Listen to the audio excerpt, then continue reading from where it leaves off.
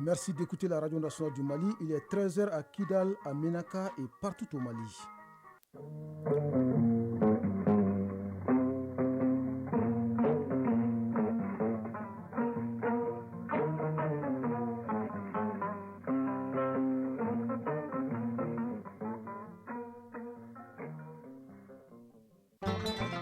Mesdames et messieurs, bonjour et bienvenue dans cette deuxième édition de Mali Actualité au micro Brahma Traoré, les titres.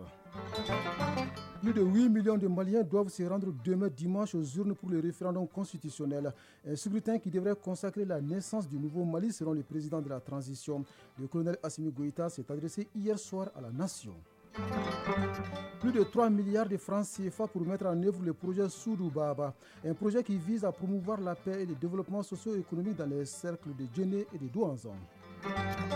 La chronique culture et société de ce samedi s'intéresse au disque vinyle appelé aussi 33 tours ou 45 tours, des supports musicaux qui ont fait la pluie et le beau temps. Un animateur de la place garde toujours et jalousement ses disques. Alpha Maïga l'a rencontré.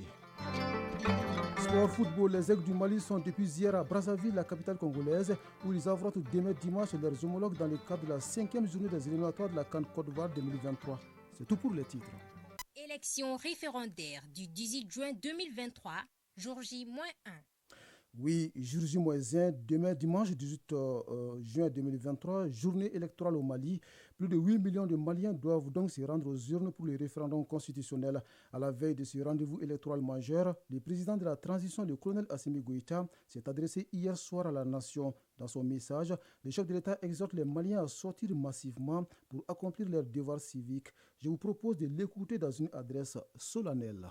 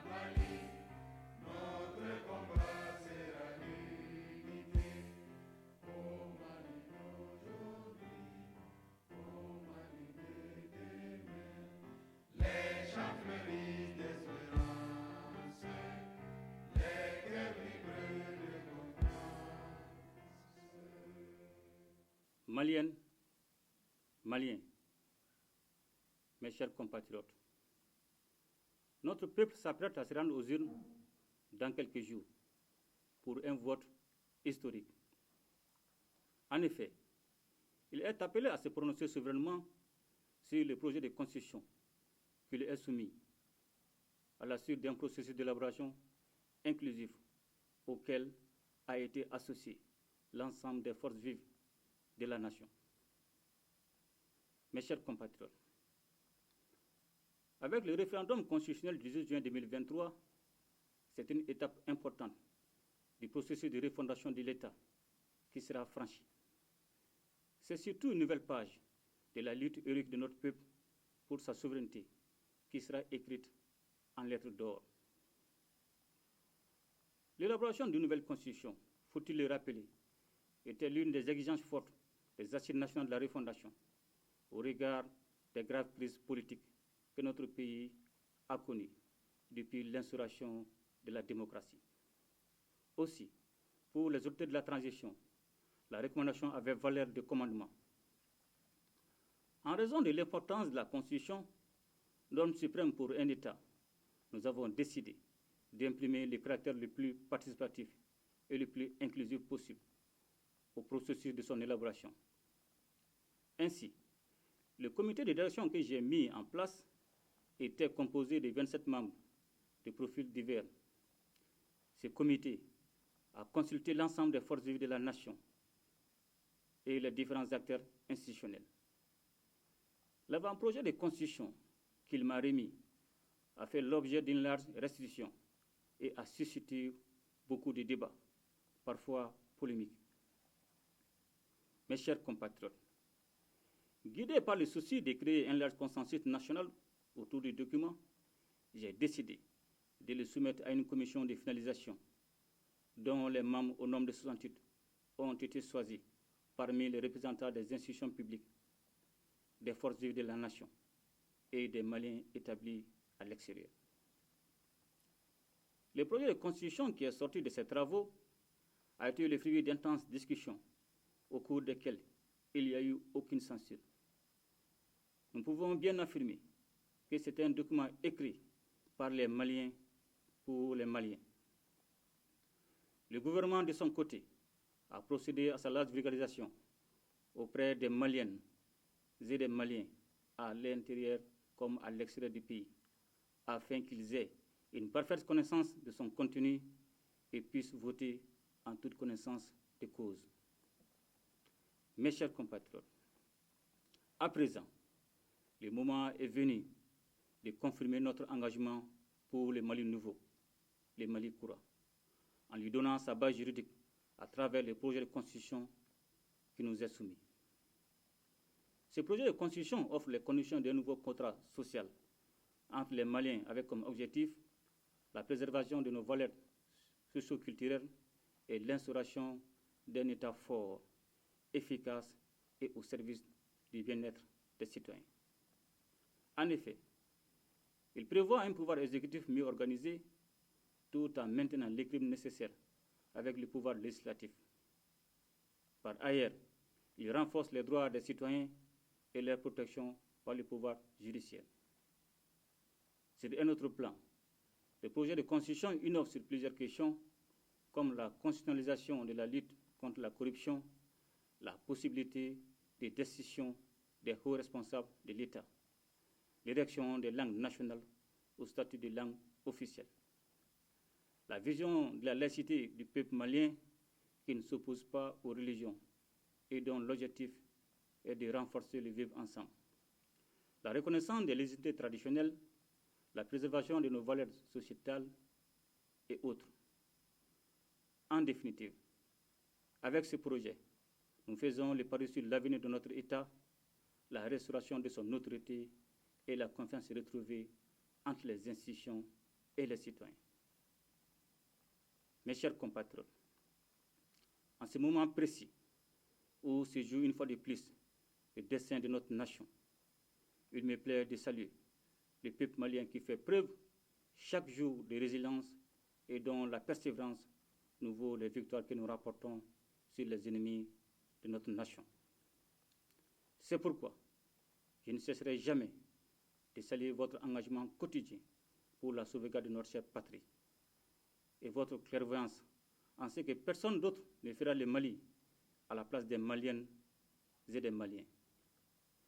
Les difficultés que nous rencontrons aujourd'hui constituent certainement les bases d'un avenir radieux pour nous et pour les générations futures.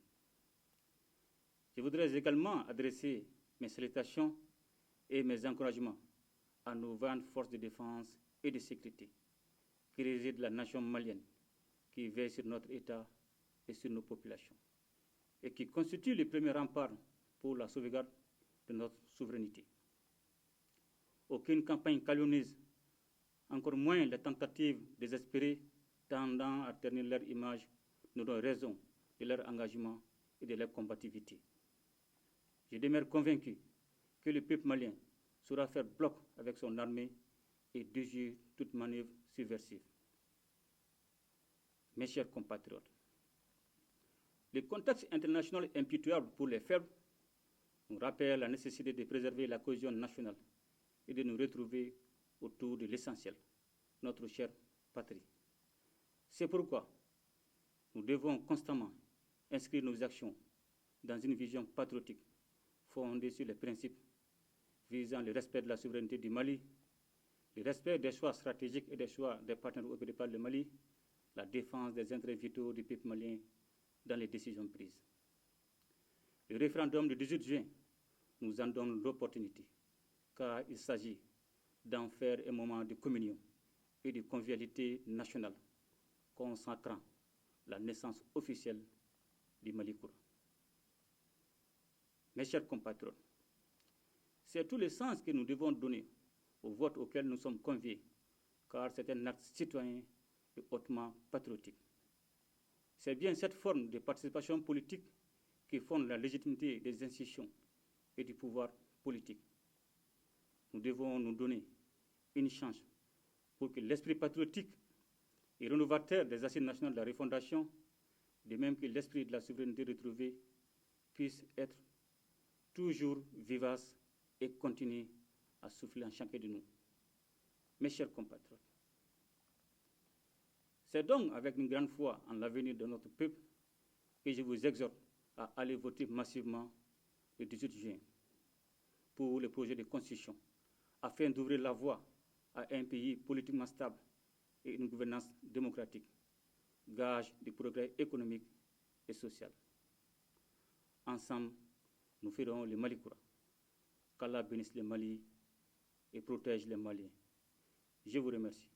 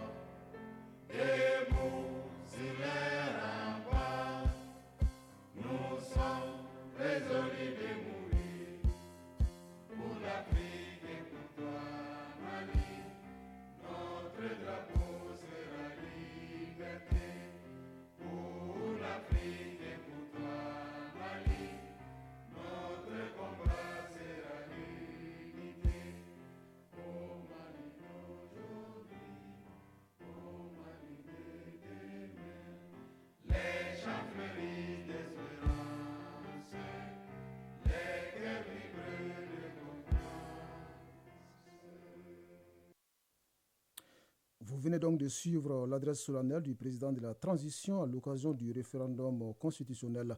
Parlant toujours du référendum constitutionnel, le ministre en charge de la communication était ce matin dans les locaux de l'ORTM. Maître Aruna Mamadou Touré était venu s'assurer du dispositif mis en place par l'Office pour la bonne couverture médiatique du scrutin de demain. Pour ce scrutin, la chaîne nationale est fortement mobilisée. Tout au long de la journée de demain, vous pourrez suivre des flashs, des émissions spéciales et une soirée électorale. Des tranches d'informations qui seront animées par nos reporters à Bamako et à l'intérieur du pays. Le tout pour permettre à nos compatriotes de suivre en temps réel le déroulement de ce scrutin référendaire. Sur la scène internationale, la mission africaine de médiation sur l'Ukraine est repartie de Kiev hier soir. Le président ukrainien Volodymyr Zelensky rejette cette médiation africaine. Lors de la conférence de presse dans l'enceinte du palais présidentiel, le président sénégalais Macky Sall a résumé l'objectif de cette première visite. Nous sommes venus surtout écouter et nous avons entendu le président Zelensky. Nous irons à Saint-Pétersbourg rencontrer le président Poutine, l'écouter également et discuter avec lui, a-t-il déclaré. Justement, les 4 chefs d'État africains rencontre ce samedi le président Vladimir Poutine.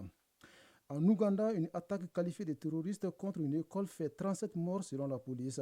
Elle a lieu ce samedi près de la frontière avec le Nord Kivu en RDC. Tous les morts sont des étudiants selon la police qui précise que plusieurs victimes de l'attaque ont pu être secourues et transportées à l'hôpital de la ville de Buera. Enfin, en Grèce, le naufrage des migrants le 14 juin dernier a fait 78 morts et 104 survivants selon les derniers chiffres des autorités. Autorités qui redoutent que la catastrophe ait fait au moins 500 morts. Il n'y a aucune chance de retrouver des survivants car le bateau a coulé en eau profonde et assez loin des côtes selon les autorités grecques. Retour au Mali, direction Mopti, où l'Agence suédoise de développement international finance le projet Soudou Baba à hauteur de plus de 3 milliards de francs CFA. Le but de ce projet est de contribuer à la promotion de la paix et du développement socio-économique dans les sacs de Djenné et de Douanza. De la Venise malienne, la correspondance de Boubacar Sankari. Le projet pour la paix inclusive et la redevabilité socio-économique à Djenné et Douanza, dénommé projet Soudou Baba, a pour but de contribuer à la paix et au développement socio-économique dans les cercles de Djenné et Douanza. Ce projet, financé par l'Agence suédoise de développement international à plus de 3 milliards de francs CFA, est mis en œuvre par 4 ONG, à savoir l'aide de l'église norvégienne, Corded, Tassak et Agricap. Arsike Kemeko Maïga, chef de projet Surubaba. Assister les populations qui ont tant souffert avec les conséquences des multiples crises que nous avons connues. L'innovation dans ce projet, c'est que nous avons avec ce projet un volet économique. Catherine Solange, directrice pays de l'aide de l'église norvégienne. Comment avoir une bonne gestion des fois quand il y a des conflits par rapport aux ressources. Et après, nous allons travailler pour voir quels sont aujourd'hui les moyens de subsistance. Avec la population, décider qu'est-ce qu'il faut faire pour avoir plus de renforcement économique dans les communes selon les besoins des habitants. Le projet va toucher plusieurs groupes possibles dans ces zones d'intervention. Il s'agit entre autres de propriétaires de terrains et détenteurs de droits coutumiers, de personnes déplacées, les nomades et les transhumants et les organisations socio-professionnelles locales. Abdoulaye Dagatira, conseiller gouvernemental de Mopti. Le projet Surubaba s'inscrit en droite ligne dans la politique nationale du gouvernement du Mali, notamment la stratégie de stabilisation des régions du centre, adoptée en vue d'une réconciliation réussie entre les populations. Le projet Surubaba, qui dure 52 mois, interviendra dans les communes de Femaï, Ouro Ali, Djenné, Djaptoudji, Dangal Boré et Douanza. Mopti Boubacar Sankare et Djakalia Traoré pour l'ORT. Dans un environnement paisible, la promotion de la santé devient facile. Si à Mopti, l'Agence suédoise de développement international apporte sa contribution à la paix au Mali, un natif de Djeli Fongasso dans la région de San dote sa localité d'un nouveau centre de santé. Coût de l'infrastructure, plus de 70 millions de francs CFA. Par cet acte, les donateurs entendent contribuer à assurer une meilleure prise en charge des patients de la localité. La coupure du ruban symbolique s'est déroulée sous l'œil vigilant de notre correspondant sur place, Drissa Kone. Ils étaient tous présents, les fils de la commune rurale de Djeli, pour être témoins de la coupure du ruban du centre de santé flambant neuf de Djeli Fongasso. Une avancée majeure en matière de santé communautaire.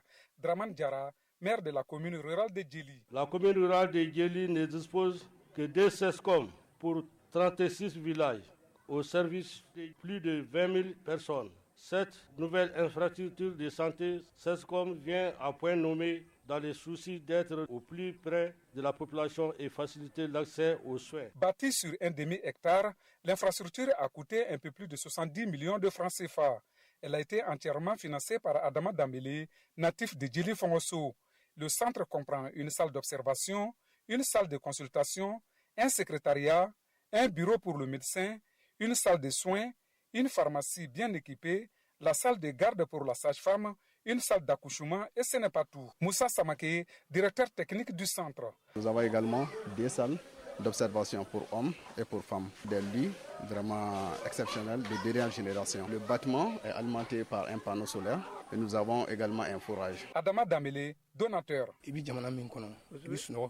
Si nous existons aujourd'hui, c'est parce que nous travaillons en toute sécurité. J'ai accepté donc de financer le Centre pour l'amour de la patrie. Nous devons emboîter le pas au président de la transition, Assimi Goïta, qui ne ménage aucun effort pour le bien-être du peuple malien, qu'Allah le protège et bénisse le Mali. Dans le but de rendre vite opérationnel le centre, 5 agents de santé ont été engagés. En reconnaissance, les populations ont remis un bélier et plusieurs autres présents aux donateurs. Sans Drissa Kone et Sedou Kamena pour l'ORTM.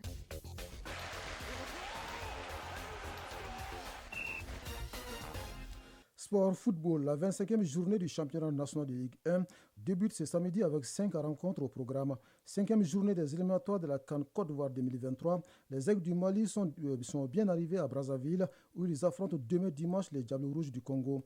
La synthèse de l'actualité sportive porte la signature de Famour Djourti. Les Aigles du Mali sont bien arrivés vendredi 16 juin à Brazzaville. Ce dimanche, ils ont rendez-vous avec les Diables Rouges du Congo au compte de la 5e et avant-dernière journée des éliminatoires de la CAN 2023.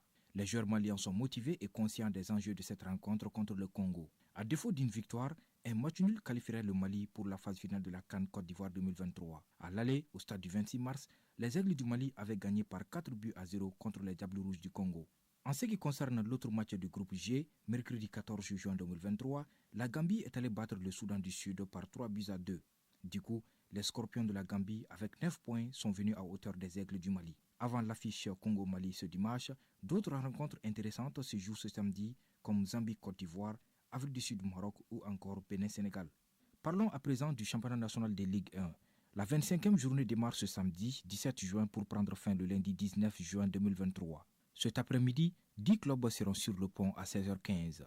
Le leader l'AS Real de Bamako reçoit l'AS Police sur le terrain de l'association sportive de Bamako ASB. L'USFAS accueille l'Union sportive de Bougouni sur le terrain de l'AS Real. À Sotiba, sur la pelouse du stade malien de Bamako, Afrique Football Elite AFE offre son hospitalité à l'AS Bakarijan de Baraouli. Le club olympique de Bamako, COB, défie Binga FC au complexe sportif Karunga Keita, autrement dit le terrain du Djoluba AC. Et le duel entre Yélé Olympique, dernier au classement avec 12 points, et l'Union sportive du cercle de Kita se joue sur le terrain ABM Foot. La 25e journée prend fin lundi 19 juin avec 3 matchs. Stade malais de Bamako 11 créateurs, LCBA Djoluba AC et Association sportive de Korofina AS Black Star. Ce vendredi, les 2 matchs en retard de la 23e journée se sont joués. Battu 1-0 par Bakaridjan mardi dernier lors de la 24e journée, le Djoluba AC a échoué une nouvelle défaite ce vendredi contre 11 créateurs 2-1. À 6 journées de la fin, l'AS Real 46 points maintient 5 points d'avance sur le Djoluba AC 41 points. Avec 39 points, 11 créateurs 3e montent sur le podium. Dans l'autre match en retard de la 23e journée, le Stade malais de Bamako a battu LCBA par 2-1. LCBA premier non relégable a désormais le même nombre de points 21 avec le premier relégable, l'Union sportive du cercle de Kita. Remise des drapeaux aux équipes nationales pour terminer. 3 disciplines, à savoir le beach handball, le basketball 3 contre 3 et le techball ont reçu respectivement le drapeau national ce vendredi. Ces équipes participeront aux 2e Jeux africains de plage à Hammamet en Tunisie du 23 au 30 juin 2023. Elles ont reçu ce vendredi matin le drapeau national des mains du ministre en charge des sports Moussa Ag Atayer. 53 pays sont attendus pour la compétition, soit plus de 1100 sportifs. Sont annoncés 30 épreuves masculines et féminines étalées dans 16 disciplines, dont 2 spécialités de démonstration. La cérémonie d'ouverture de la compétition coïncidera avec la journée olympique. À la veille, l'Association des comités nationaux olympiques d'Afrique, ACNOA, tiendra également son assemblée générale annuelle. Les Jeux africains de plage sont qualificatifs aux Jeux mondiaux de plage de Bali, en Indonésie. Ces Jeux auront lieu du 5 au 12 août 2023. Chronique culture et société. Les disques vinyles, si vous voulez 33 tours ou 45 tours, cela ne dit pas grand-chose à beaucoup de personnes, surtout la génération actuelle. Pourtant, ce sont des supports musicaux qui ont fait la pluie et le beau temps. Ces supports devenus aujourd'hui des archives constituent un véritable patrimoine culturel avec une qualité sonore qui adule les mélomanes. Les disques vinyles, c'est le sujet de la chronique culture et société de ce samedi, signé Alpha Maïga. Pendant des siècles, le seul moyen d'écouter de la musique, c'était évidemment de se rendre à un concert. Jusqu'en 1857, il n'y avait aucun moyen d'enregistrer un son. Puis, les ingénieurs de son découvrirent le phonautographe, une membrane qui recueille les vibrations sonores. Lamine Silla, animateur à la radio Ouley FM. C'est pas facile de réunir autant de disques et que ça reste longtemps comme ça. Les disques peuvent vivre très très longtemps si la conservation est bonne. Youssouf Doumbia, journaliste au quotidien national L'Essor. Ça éveille un merveilleux souvenir parce que les disques 33 tours et les disques 45 tours étaient le support de la musique. Les disques vinyles, c'est un patrimoine énorme. La galette de vinyle ou 33 tours a connu une belle histoire et ce fut un objet dont s'arrachent de nouveau les collectionneurs. Lamine Silla. J'ai des 33 et 45 tours, mais j'ai un 78 tours. Mais là, qui est jusque là-haut, ça date de 1939. C'est du jazz très dur, qui n'était pas aussi modernisé comme aujourd'hui. Voir un peu les Beethoven, les trucs et tout, c'est ce qui est dessus. Là-haut, c'est la musique européenne et américaine, là-haut. Tout haut, en descendant sur le 2e rangée. Là, c'est la musique américaine, européenne et même la musique russe avec un peu d'arabe.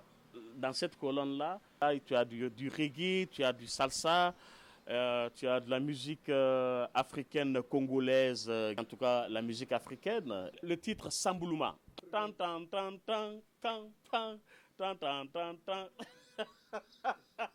Sambuluma samba ile sambulu sambuye mama sambuluma. Oh samba samba ile. L'histoire du disque vinyle aux 33 tours date du XXe siècle. Il a connu une courbe de popularité. Youssouf Doumbia. En 2022, le chiffre de vente de disques vinyle a dépassé le chiffre de la vente des CD, par exemple, aux États-Unis. Et donc, ça veut dire que, quelque part, il y a un regain d'intérêt pour ces disques vinyles. Les 33 tours furent adulés, négligés, puis redécouverts par les mélomanes, provoquaient l'admiration des collectionneurs qui en vantent même aujourd'hui les prodiges sonores. Lamine Silla. C'est toute une vie. Voilà pourquoi ces disques-là vivent dans mon bureau à moi. Il faudra chaque jour, quand j'ouvre le bureau, il faut que je voie les disques. C'est par amour. Je ne peux même pas t'expliquer le sentiment qui m'anime quand je touche ces disques-là. Youssouf Doumbia. Nous avons eu beaucoup de musique, de créations musicales qui ont été gardées sur ces disques vinyles. Les grands orchestres que sont ceux de Sikasso, de Ségou. Mais il y a aussi eu des grandes cantatrices de Bamako. Les Ami Koïta, les Tata Bambo, les Fanta Damba. Les 45 tours étaient le type de vinyle le plus répandu. Lamine Silla. Les 45 tours, c'est le tour que le disque fait en un temps record. Les Pichouna, les Moon, les Kafulmayay, c'est sorti sur un 45 tours, comme ça.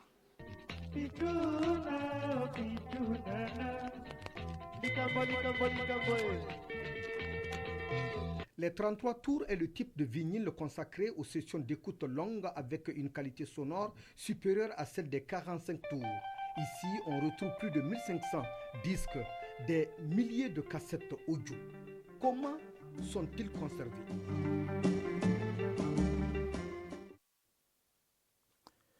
Avant de boucler cette édition, je vous rappelle l'information principale, c'est le référendum constitutionnel prévu demain dimanche. Le ministre en charge de la communication était ce matin dans les locaux de l'ERTM. Maître Aruna Mamadou Touré était venu s'assurer du dispositif mis en place par l'Office pour la bonne couverture médiatique du scrutin de demain. Pour ce scrutin, la chaîne nationale est fortement mobilisée. Tout au long de la journée de demain, vous pourrez suivre des flashs, des éditions spéciales et une soirée électorale. Des tranches d'informations qui seront animées par nos reporters à Bamako et à l'intérieur du pays. Le tout pour permettre à nos compatriotes de suivre en temps réel le déroulement de ce scrutin référendaire. On s'arrête là pour cette édition que vous pouvez d'ailleurs trouver sur www.ortem.ml et sur l'ensemble de nos plateformes digitales grâce à Ségou Traoré qui a assuré la mise en ligne de cette édition. Il y avait aux mallettes Alimata Ouattara, c'était au micro Brahma Traoré. Retrouvez Youssouf Traoré après moi pour la synthèse de l'actualité dans nos régions. Merci de rester à notre compagnie et passez d'excellents moments de radio.